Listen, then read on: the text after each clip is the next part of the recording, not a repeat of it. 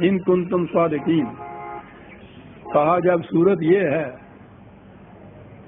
کہ نہ تو تم مذہب کی سطح پہ کوئی اتھارٹی کوڈ کر سکتے ہو، نہ علم کی بارگاہ سے کوئی دلیل لا سکتے ہو، اس کے باوجود یہ ان انسانوں کو اور انسانوں کی یہ ہڈیوں کو اور ان کے پتھروں اور چونے گاز کی قبروں کو اور ان بتوں کو، ان کو صاحب اقتدار اور صاحب اختیار ماننا، اس سے زیادہ اور گمراہ کن بات کیا ہو سکتی ہے؟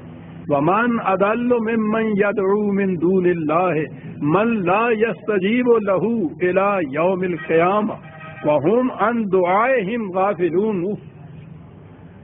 غور کیجیے عزیزان مان،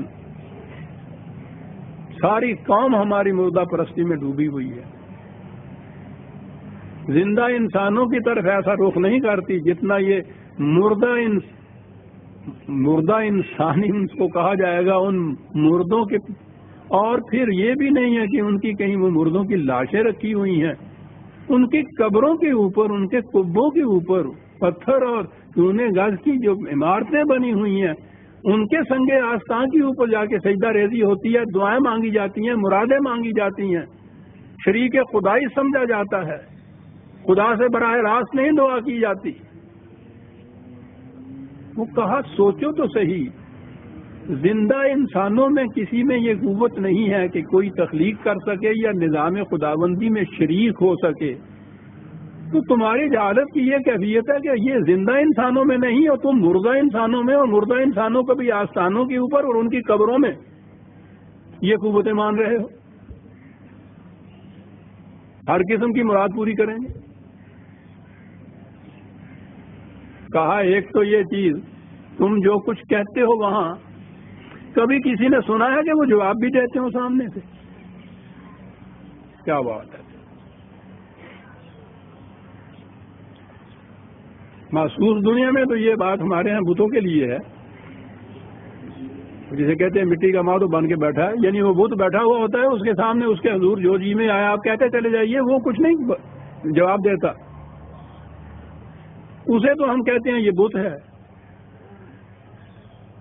اس سے مرادیں کیوں مانگتی ہیں یہ ہندو؟ اسے معبود کیوں تصور کرتے ہیں؟ اپنی انہوں نے تو پھر بھی اس پتھر کو گھڑ گھڑا کے کوئی شکل ہی بنا رکھی ہوتی ہے. یہاں کیفیت ہے کہ اس کی شکل بھی نہیں ہے، وہ ایک قبر ہے.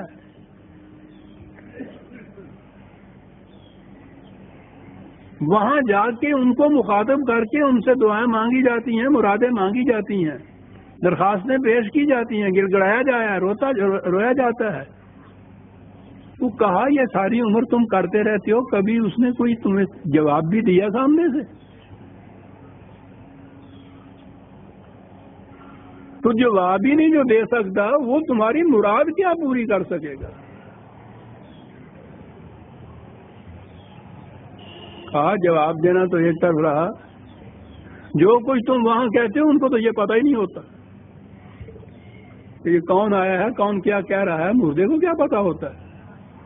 دوسری جگہ قرآن نے کہا ہے ان دعائہم غافلون، یہاں تو یہ کہا ہے کہ جو کچھ وہ وہاں پکارتے ہیں، ان کو جو مانگتے ہیں ان سے، ان کو پتہ ہی نہیں ہوتا کہ یہ کیا کرتے ہیں، کون آیا، مردہ ہے. دوسری جگہ یہ ہے کہ ان کو تو اپنے متعلق بھی یہ پتہ نہیں ہوتا کہ ہم کس حالت کے اندر ہیں، وہ تو مردہ ہیں.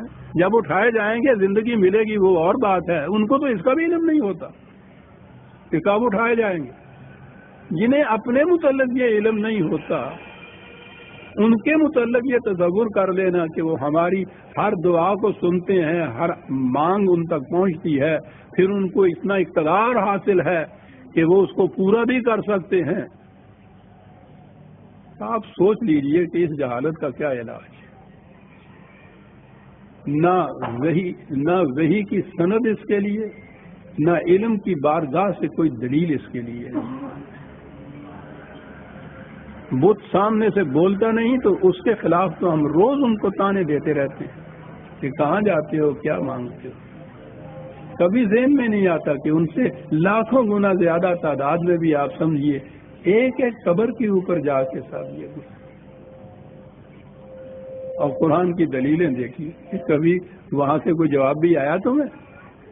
کہ ہاں ٹھیک ہے سن لیا ہم کر دیں گے. وہ تو تمہاری ان دعاؤں سے بھی باخبر نہیں ہوتے، بے خبر ہوتے.